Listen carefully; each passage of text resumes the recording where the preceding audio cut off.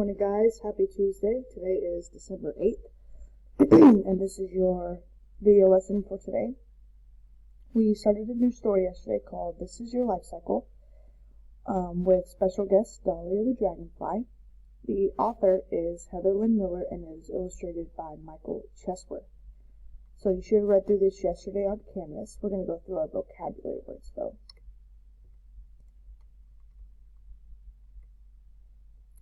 Our first word is larvae. Larvae are insects that have just hatched and haven't yet changed to their adult form are called larvae.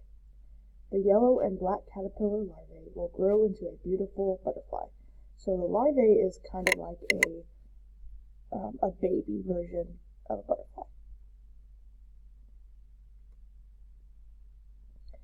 Molt. When insects or other animals molt, they lose their outer covering, such as skin or feathers. Snakes shed their skin, or molt, 2 to 4 times a year. Unsuspecting. If you are unsuspecting, you do not notice something that is happening or may happen. The unsuspecting wild pigs didn't notice the lions near them, so you're not expecting it. Deposited. If you deposited something in a place, you left it there. I deposited my dollar bills into the bank. Patch. A patch of land is a small area where one type of plant grows. We like to visit the pumpkin patch every fall. And cumbersome. Something that is cumbersome is heavy and hard to carry or wear. The full boxes were too cumbersome to carry. So this is a non-fiction narrative text and a fantasy. We're going to talk about how it's both of those things.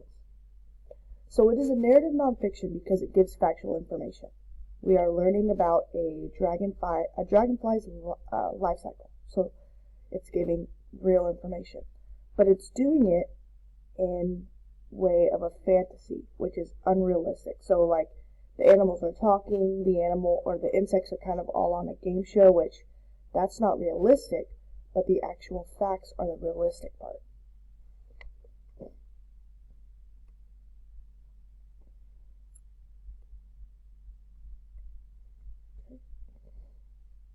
So let's talk about the author's purpose for this story.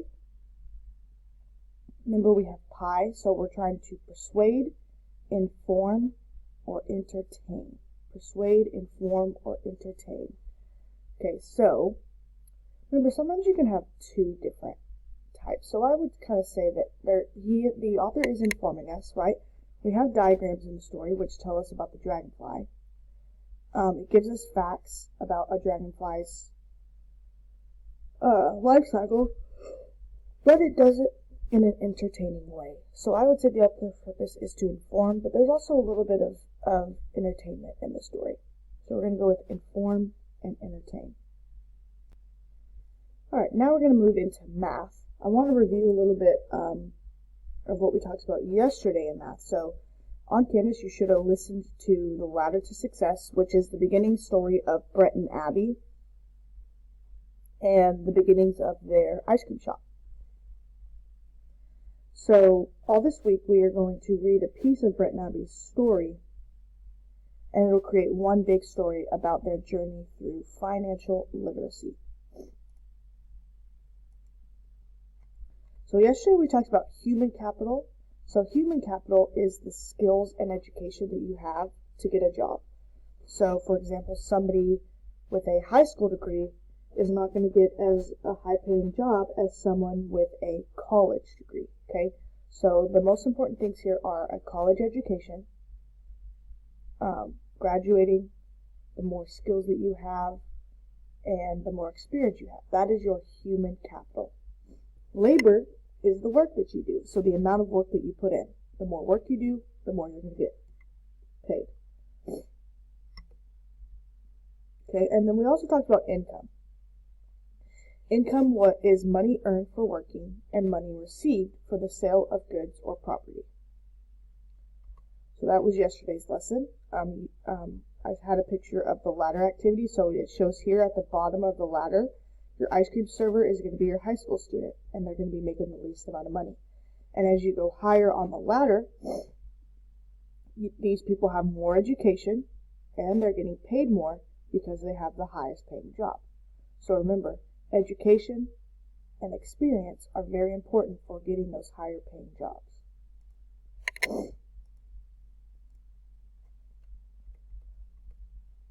Okay, so today we're going to talk about scarcity, and I'm going to play this recording.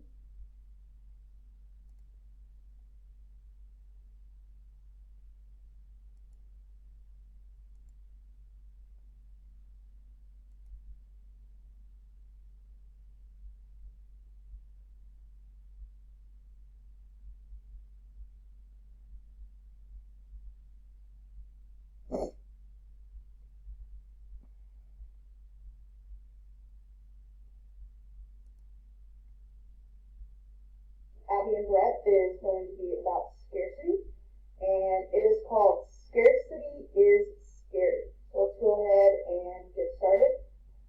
If you'll just follow along with me as I read.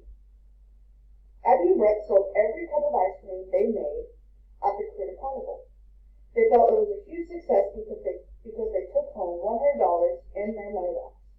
They had $25 in expenses, so the children made a profit of $75. They decided not to buy the trampoline because there was something they wanted more than the trampoline. It was a trip to Kittyland. The opportunity to visit Kittyland was going to cost them their trampoline. Abby and Brett knew they had often have two things they want but can only afford one of them. The choice they gave up is called the opportunity cost. So in this situation, the opportunity cost is the trampoline. They're giving up the trampoline so that they can go on their trip to Kittyland. Their parents understood the opportunity cost and agreed with the children. Since they had already purchased their tickets online, the family would be leaving for Kittyland the 1st of July if they had enough money for gasoline. Mom and Dad used words like supply, demand, availability, and scarcity to explain why they were concerned about the cost of gasoline. Abby and Brett just didn't understand. Finally, Mom and Dad called family meeting. Dad said that during the last few weeks there had been a huge demand for gasoline. The availability or supply of gasoline was down. He said that meant that more people were going places and needed gasoline, and there wasn't enough gasoline available for all the cars going on vacation. Then he said because there was a scarcity or shortage of gasoline, the price of a gallon of gas was going up. It was going to cost more to fill the family car. Abby and Brett's parents lacked the money they needed to go on the trip. They might have to borrow the money. The children didn't want to believe what they had heard. Abby and Brett went upstairs to Abby's room and talked for a while until they had come downstairs. When they came downstairs, they had an idea. Dad, if we can bring an additional income by selling more ice cream and saving that money, would that help us get to Kittyland? Abby asked. Mom and Dad thought that was a good idea. I think we should all try to save a little more of our income too, said Dad.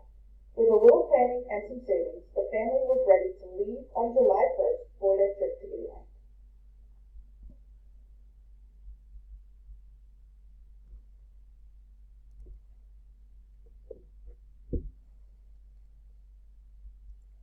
Okay, so there's our scarcity story for Abby and Brett.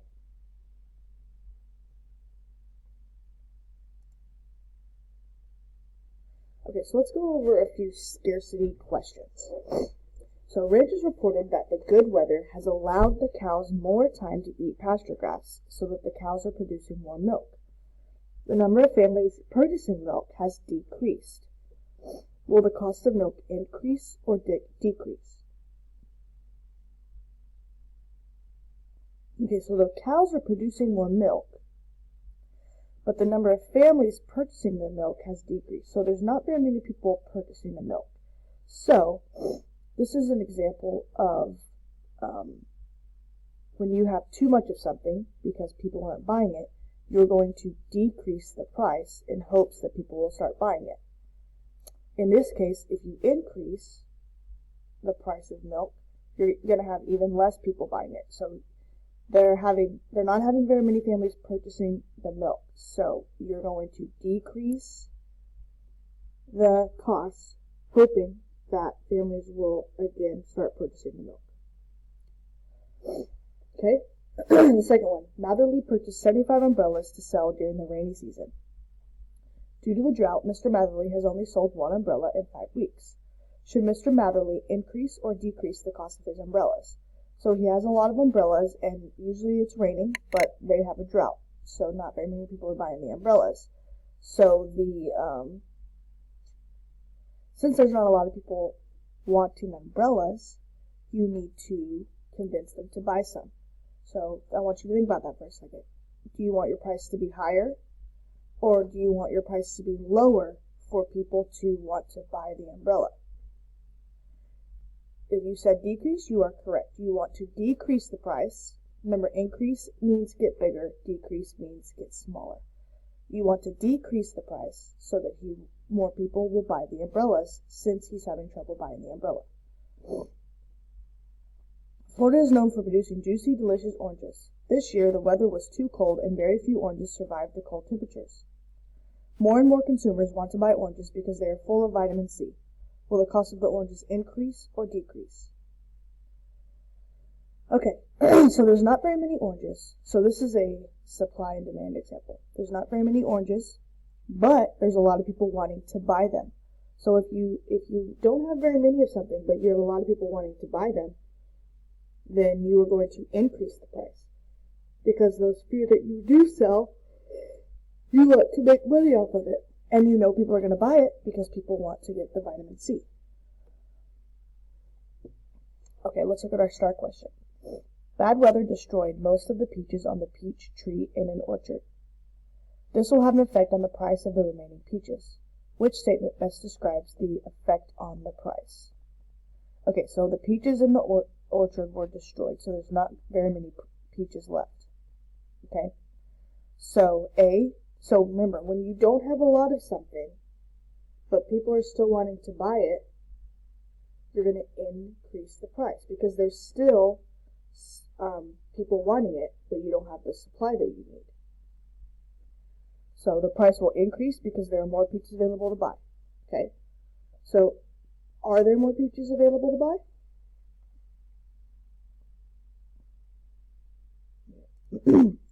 No, because most of them were destroyed. Right? So there's not very many. The price will decrease because there are more peaches available to buy. Okay, so we know A and B are not correct because I know there's not more peaches available. There's less because they were destroyed. Okay? The price will increase because there are fewer peaches available to buy, or the price will decrease because there are fewer peaches. So we know that this part's correct. So we need to decide, is the price going to increase or decrease? So when you have a small amount of something, if I only have 2 apples, right, but I know 5 people want to buy those, I'm going to increase the price because I know people are going to buy the apples. If I have a lot of apples, but I don't have very many people buying them, I'm going to decrease the price so that people will come and buy them. So for this example, I don't have a lot of peaches, okay? So I'm going to increase the price because of supply and demand. I'm going to increase the price because I still need to make money since I don't have very many peaches that I'm using.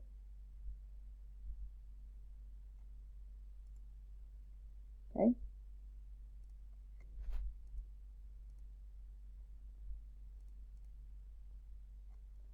Alright.